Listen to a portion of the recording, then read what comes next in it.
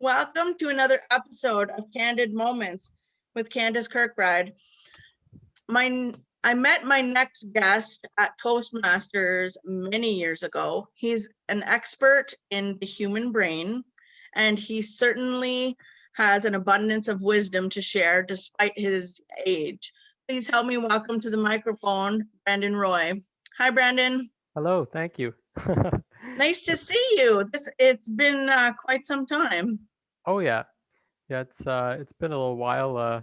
I've been pretty busy with school. I've been pursuing my interest in the human mind and You're still trying to taking grow myself. Yeah, you're taking psychology. neuroscience. It's a little bit That's more intense in this case, but Oh wow, yeah. good for you. Yeah. Um, so I feel like we didn't get enough time with you when you were on my stage last year. Oh I yeah. watched your video last night, but I still didn't get a comprehensive answer as to what lucid convolution means. Oh, I'm well. I could definitely say I think I was a little bit more tangential back then, and I've definitely gotten a lot more well spoken. So I think I could summarize it a lot better. But do you want me to give a little explanation? Sorry, I was a Yes, little bit disheveled please. today. I guess just showered a little while ago. But basically, I have high functioning autism, um, and I'm sure as you may have your own experience with like dealing with different types of like basically uh, mental obstacles, trying to figure out how to adjust to different types of environments, try to overcome certain types of uh, like mental barriers in this case. Like I had a lot of them when I was younger, and I also got diagnosed very late when I was 17, and sort of incidentally through school. It was not the best way to get diagnosed because I got diagnosed because I was uh, I was acting strange, and they wanted to look into it a little bit further, and then they sort of escalated it to me getting a psychologist to sort of look over different things that I've been doing in the past as a teenager. I was very sort of shut in, and I sort of worked on a lot of my own little theories about the way the world works, things like that. And I was very cut off from everybody, and they sort of looked through that, and they started to see the signs of different types of sort of social difficulties and difficulties dealing with the world and people around me.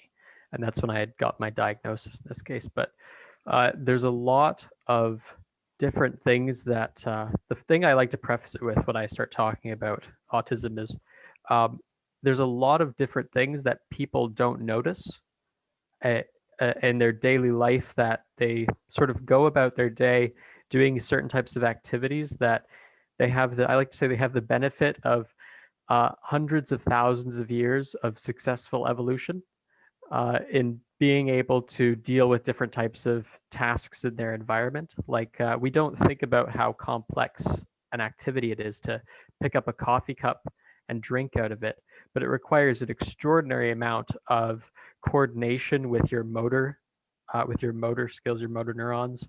It requires you to be able to identify the coffee cup and to have sort of hunger impulses and all of these different complex processes, neurological processes, and a lot of things can go wrong in something as simple as that. Let alone doing complex activities like thinking about social implications or interacting with people or reading facial cues.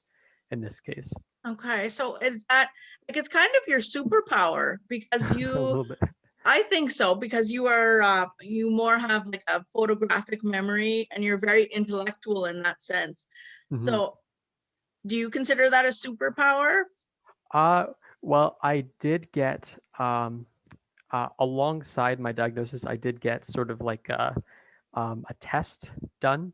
I got Wechsler's Adult Intelligence Scale, which is it's similar to like an IQ test, but IQ tests are a little bit problematic because they sort of aggregate all of the different parts of somebody's mind, their cognitive abilities into one score. Where this is sort of uh, broad scope and sort of shows strengths and weaknesses, because where nobody is like an IQ of like 86 or an IQ of 102. People have highs and lows. People have skills and they have weaknesses in this case. And a lot of autistic people, they have a lot of they have a lot of facts that they hold. Like they have a lot Okay. of crystallized knowledge, and they have very low processing in like being able to deal with information. They have a lot of trouble dealing with it, but they don't have trouble holding a lot of information.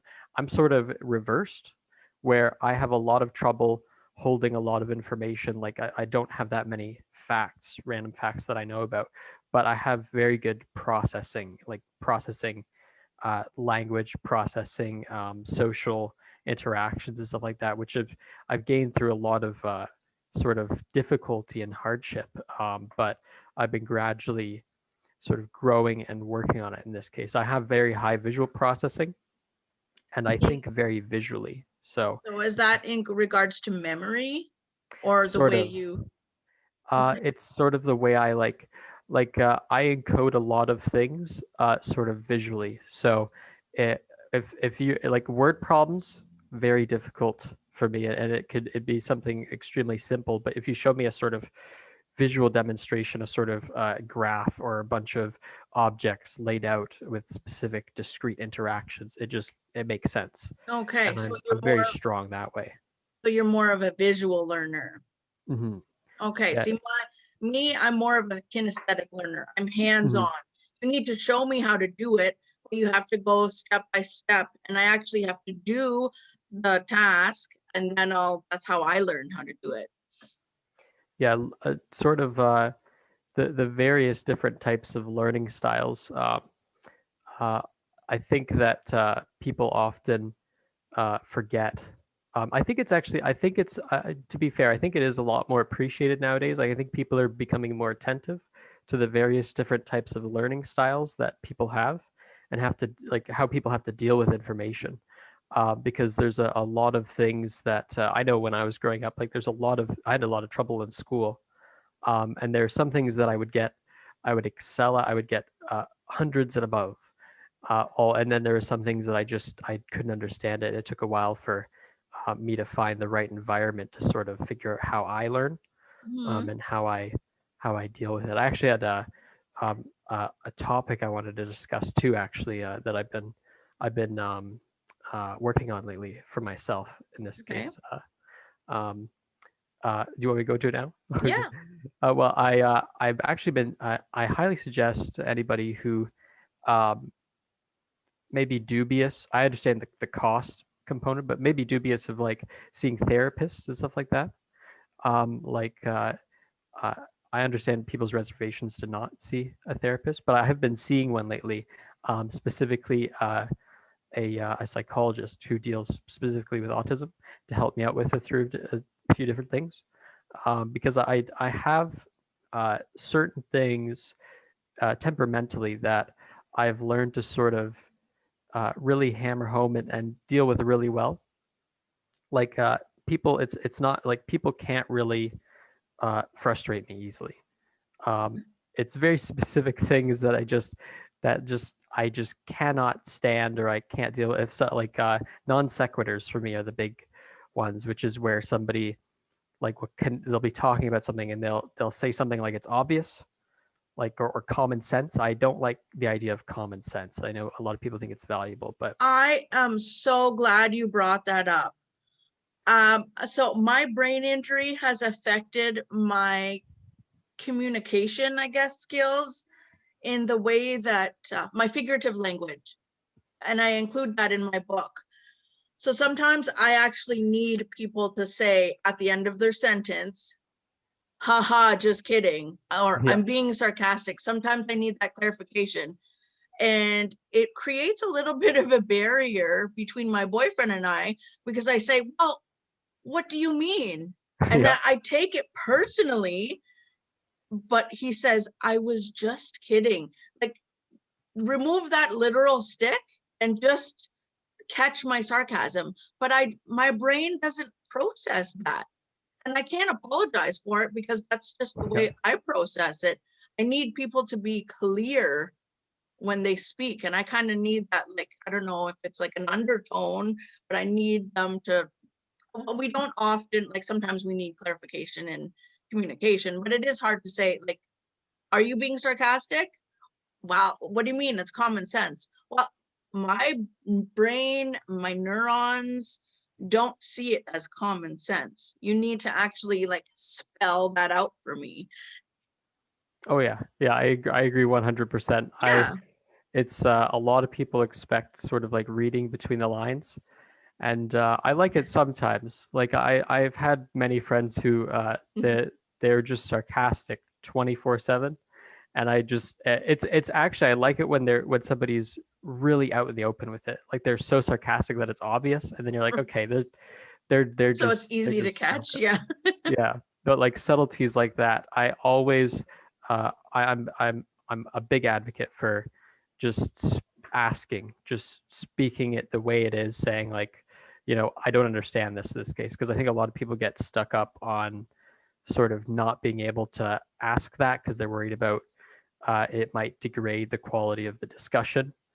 But I think it's a great idea just to like pause and be like, I don't understand. Like, are you being sarcastic, or Yeah. what cue in this case? Because Because it then, obviously went over my head, right? yeah, But we feel, as humans, we feel a little bit inadequate asking that question, hmm right? Or clarifying that we didn't understand something. It doesn't make us less adequate as a person. Or just yeah, everybody communicates differently, especially through technology now these days. People through texting, they don't use punctuation. hmm Well, if you don't put a question mark, an exclamation mark, or just LOL, people say LOL all the time, but you're like, are you actually laughing out yeah, loud or are you being sarcastic? I don't know. I need to talk to you on the phone to understand that tone. And I think mhm, that there's a language barrier, like a communication barrier these days. And it's difficult because we all process information differently. mhm. Absolutely, yeah, yeah. Well, what I was saying before, as with the psychologist, I've started to sort of deal and cope with certain types of things recently. The most recent thing that I've been working on is something often lesser known. It's called executive functions.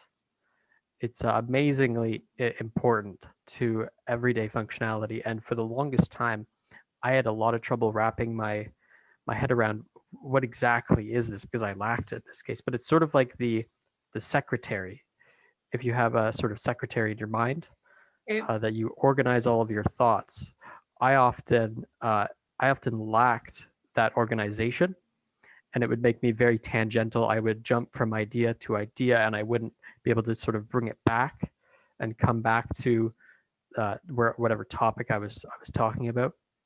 Does that have to Extremely do with tangential. focus? Because I do that all the time. It's mostly focused. It is structural.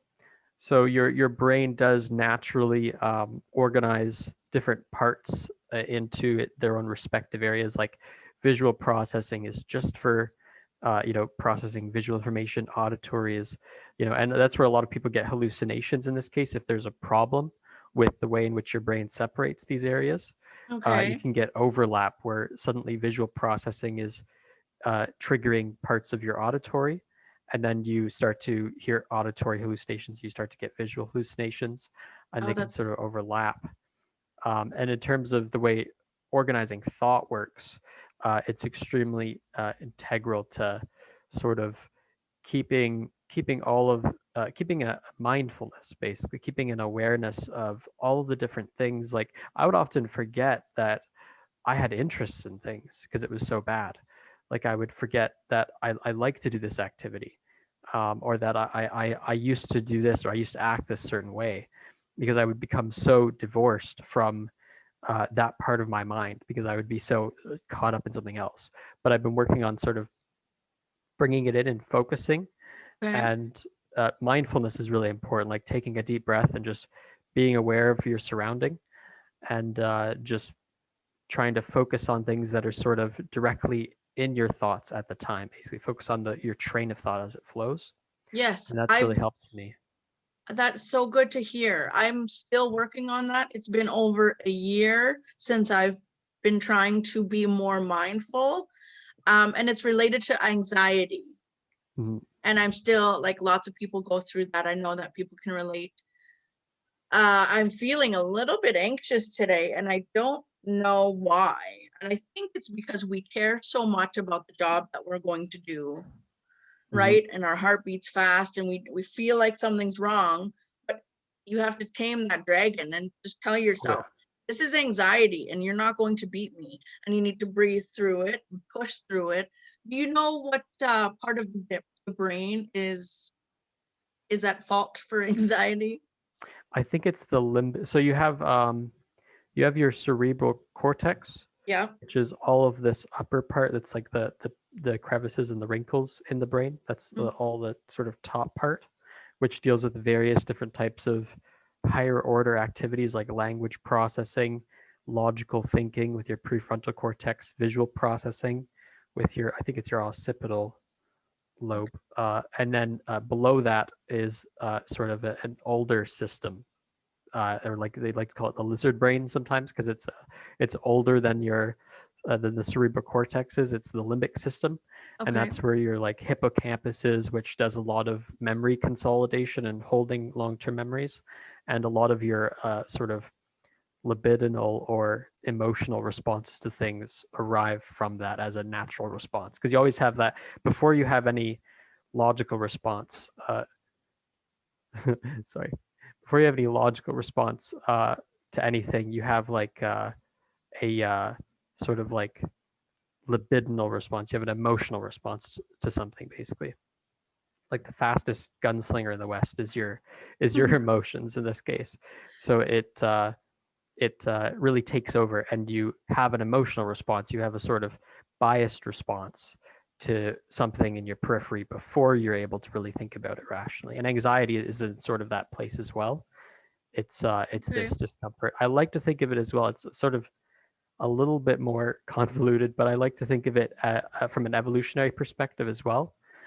Because if you think, my doctor actually talked to me about this in terms of anxiety. Like we used to be sort of hunter gatherers. We used to be surrounded by various different things in our environment constantly, like constant various types of threats, like wild animals. A lot of wild animals have sort of different types of growths like horns or like claws and things like that. And we would have anxiety responses. Is it a Uh, fight or flight?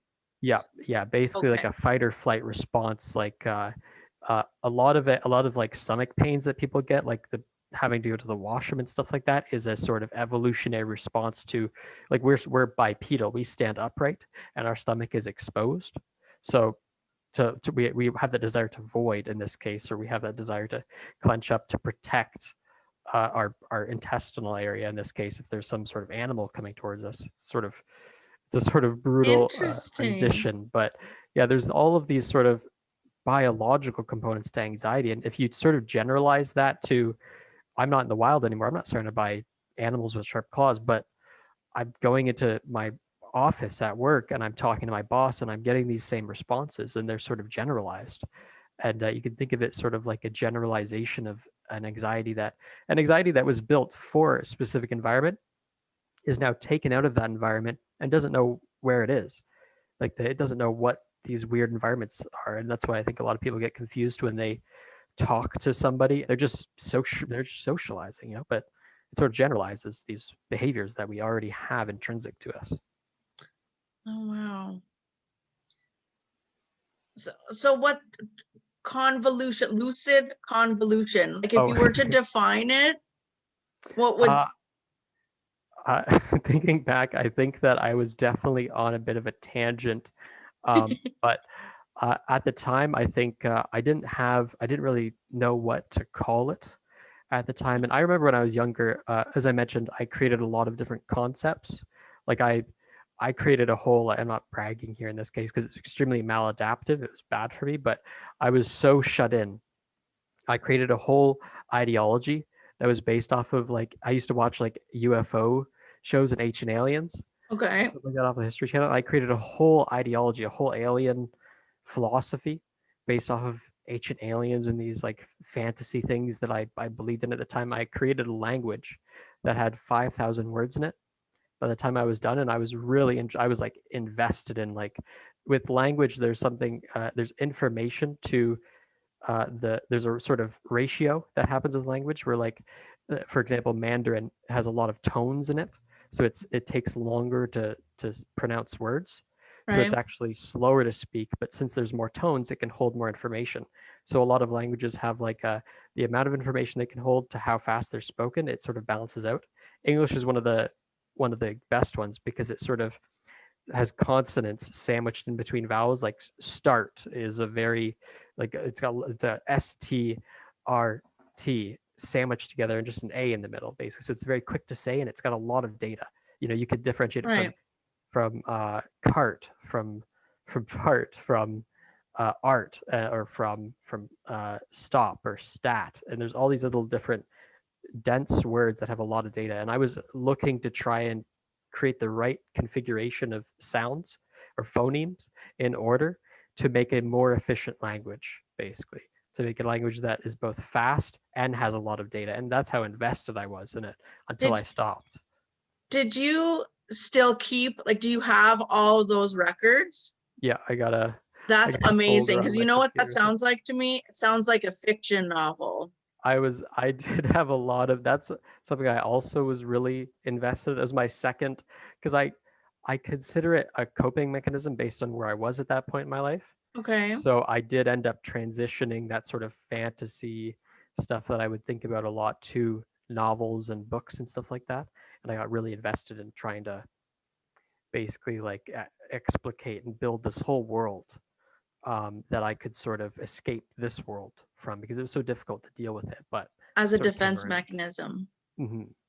I've And sort of taken those behaviors and I've organized them into, I think, more productive activities now that are real, that other people can understand. Not that those weren't interesting and they did something for me at the time, but I've sort of grown from that and I'm sort of able to speak to people now. And when I speak about things, I don't use terms like, or I think, what was it, lucid convolution, right, um, what which I, people don't understand. yeah, what I meant by that basically was when lucid in this case is that my reality is, or lucid is like your wakeful state, like it's how you are.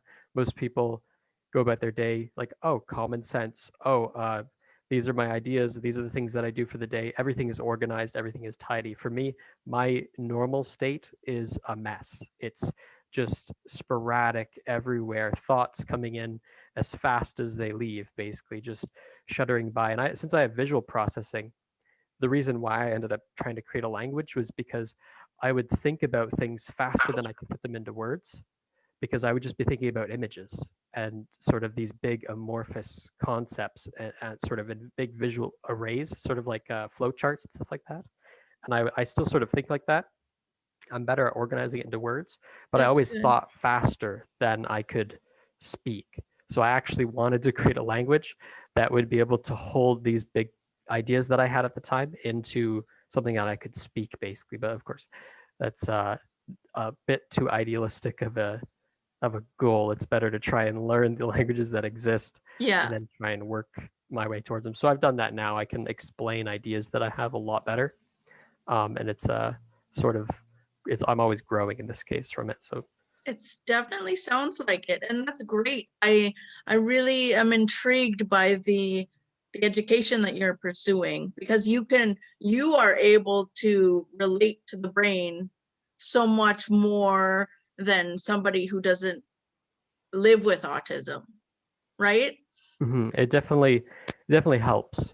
There are some Mm-hmm. days where I'm like I kind of I want to be more normal, but I think that I've come around to Boring. understanding that yeah, it would be it wouldn't be as interesting. And I think that people often, not just me, I think that a lot of people who don't have the same pathology as I do or don't suffer as much, let's say from different types or have different types of suffering, they don't they usually bring up the idea of normal um, as a sort of it's a sort of way to think like maybe there's I think it's a way of escaping it, but I don't think there's any real normal. I think that everybody has these various deep experiences that are always different in this case. Like each person has a lot of unique experiences to explain. A lot of people have these very rich experiences in their lives that are far from normal.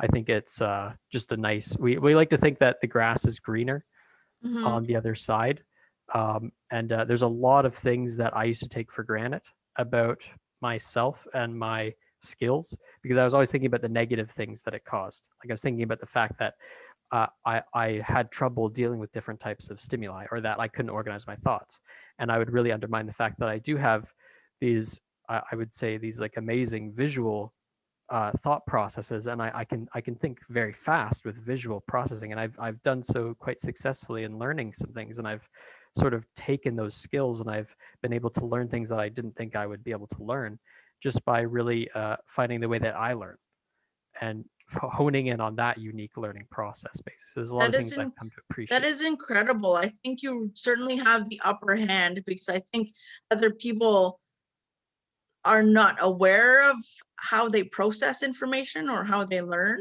So the education that you're pursuing in psychology right now, what do you hope to do with that degree? I definitely want to, if I can, I want to definitely try and understand more about autism. Okay. And I think that there's a lot, considering that autism is not like psychopathy or sociopathy or schizophrenia, it's more various and it's sort of a structural problem with the whole brain. I think there's a lot we can learn about just psychology in general and about how neurotypical or normal people function by learning more about autism in this case. Like I think it's autism is well, there's the whole spectrum in this case. So I think it's a lot bigger. It covers a lot more problems that people would expect. But I also, I mean, a little bit more idealistically, I am also taking computer science Okay. as a sort of like a double major, So and you'll I'm be a really interested in what's that? so you'll be like a scientist. A little bit, yeah. I'm Yeah. definitely taking the more like data approach. I really want to model a lot of the data because there's a lot that's being done right now with actually like modeling. There's a wonderful TED talk about what I think it's around like 20,000 or 30,000 brain scans, how they change therapy. Okay. And a lot of the time, therapy before would just be about trying to sort of do guesswork and coupling it with brain scans that look at different areas of the brain that might have less functionality or more functionality is a game changer in this case. You know, I like the physical data. I like to look where the actual information is. And I really want to get into sort of modeling it and trying to fix things or understand the brain more, understand pathology, basically. That is incredible. You are going to go so far. I think you are going to be one of those people who changes the world, like a Steve Jobs or Well, a Brandon Roy, right? People I think will hear from you. That's amazing. Maybe you'll be on the TED stage one day. perhaps I've had a lot of fun speaking at your events on Mondays, Yeah. and when we were speaking at Toastmasters as well. It's always fun to get up on stage and sort of get people's reactions when you say something interesting or strange. It's very fun. It's I always think been a different kind of crowd. Each speaking opportunity is different as well, right? mhm. Yeah, That's there's a been lot of different experiences and people. it's interesting to see. And I love it. I see, for me, I'm more of an emotional learner because I like connecting with people. That's why COVID is so hard for me because I can't see my people in person. Mhm. So, but at least we have the screen. So it's an alternative, I suppose.